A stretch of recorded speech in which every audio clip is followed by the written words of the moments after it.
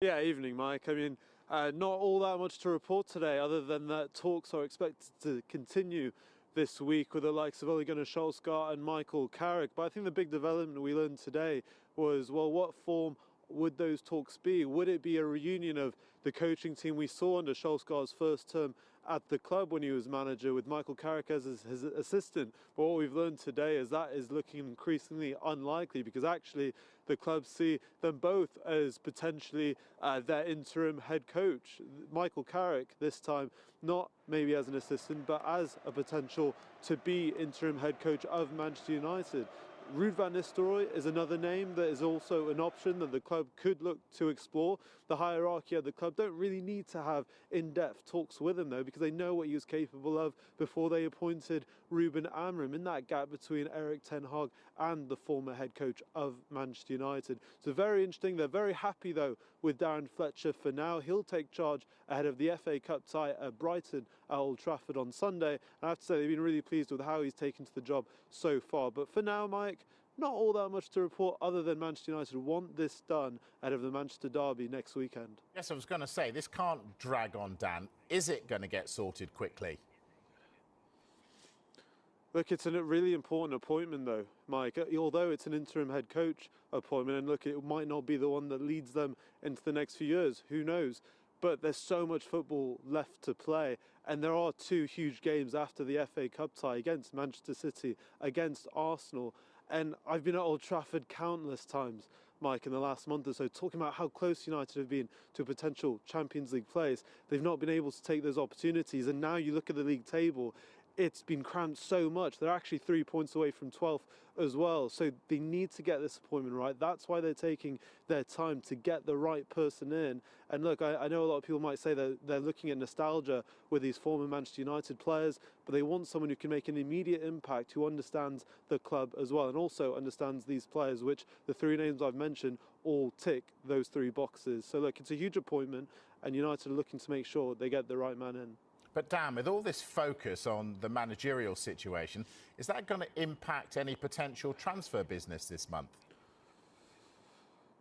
Look, I think in terms of incomings, not really, Mike. I mean, they showed early in this window they were looking to explore Antoine Semenyo, so clearly funds were available for a target such as Semenyo that they had long-term interest in, so they were willing to look at that. Of course, he looks like he's going to be a Manchester City player, but they were looking at those targets, but they will not compromise their long-term strategy, and we know that is to reinforce the midfield in the summer. The likes of Elliot Anderson, Carlos Baleba, all players that United are interested in, but they don't want to make maybe mistakes of regimes in the past where they've compromised future windows, and also the success and potential success of the squad. What I would say, just to finish off, Mike, is I think this means a lot more for the players who are currently in the squad.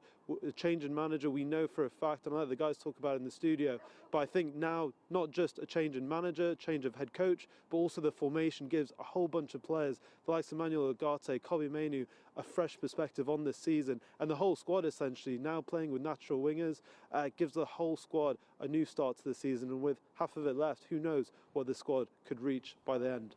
Dan Khan, live from Manchester, thank you.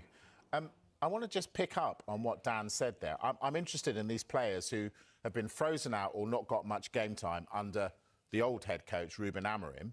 What about Kobe Mainoo, Xerxes, Rashford, Sancho? Do we see them playing more, coming back to the club? Well, I think Kobe Mainoo has been out injured for a bit of time, but he's back in the mix now.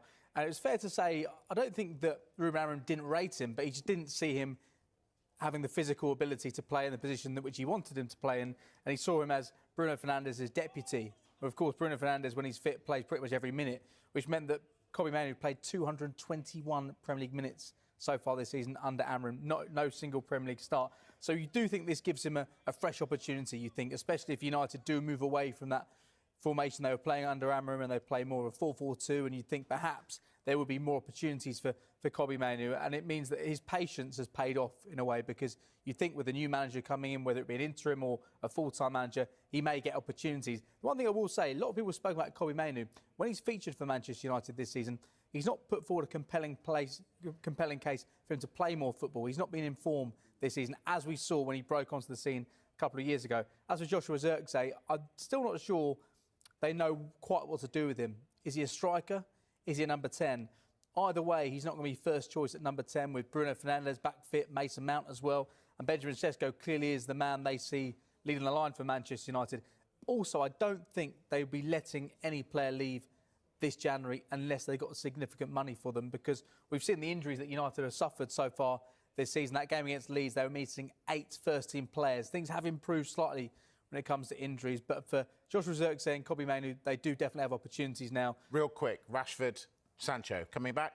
Sancho will be out of contract in the summer, so that's probably it for him. Rashford, if he doesn't get that move to Barcelona, they don't pay that fee, then he will come back. But it feels like his time at the club is over, regardless of who the manager is. I think United fans feel like he's gone. I think mentally in his head, he feels like he's gone as well. So I'd be surprised if there was a renaissance and he comes back and plays for United again. Let's move on and bring you an update regarding the search for Manchester United's interim manager. Let's bring in our football correspondent, Rob Dawson.